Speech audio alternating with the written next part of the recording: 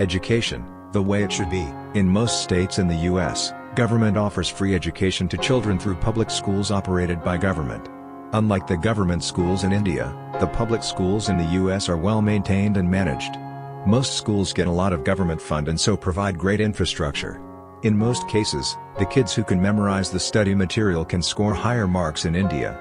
Ability to think and being creative is mostly not given the recognition it deserves. Creative kids score higher in USA. So young Indians don't do as well in soft subjects, and generally poor at critical or independent thinking. Schools for the most part ignore personality development and social skills. The American system emphasis on soft skills and creating a more rounded competitive individual, with broader cross-subject knowledge. Corruption. Transparency report says that nearly 1 in 5 people who used a public service in the previous 12 months paid a bribe. This is equivalent to 836 million people across the region. 42% of people who had contact with the police and paid a bribe in the previous 12 months.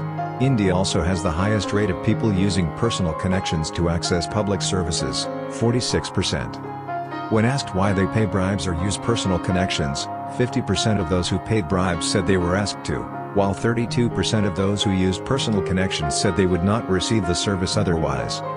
Imposition of patriotism on everyone. Criticizing the bad in the country is being labeled as anti-nationalistic. High income inequality. Oxfam report says that the top 10% of the Indian population holds 77% of the total national wealth. 73% of the wealth generated in 2017 went to the richest 1%. Many ordinary Indians are not able to access the health care they need. 63 million of them are pushed into poverty because of healthcare costs every year, almost 2 people every second.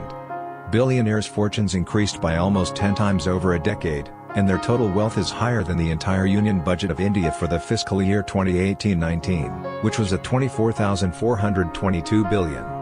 Longer work hours. Recently multiple studies have shown that working for longer hours severely affects the physical and mental health of employees, especially those seated continuously. Sitting is considered as the new smoking. Average working hours of employees in India are among the longest, compared to global peers. Office workers in Indian cities worked for 53 to 54 hours, and those in villages worked 46 to 47 hours in a week during the July to June 2018 period. Mental health is not given its due importance. Mental health promotion and protection involves creating an environment which promotes healthy living and encourages people to adopt healthy lifestyle. Mental health promotion will now receive more focus, with its inclusion into the Sustainable Development Goals.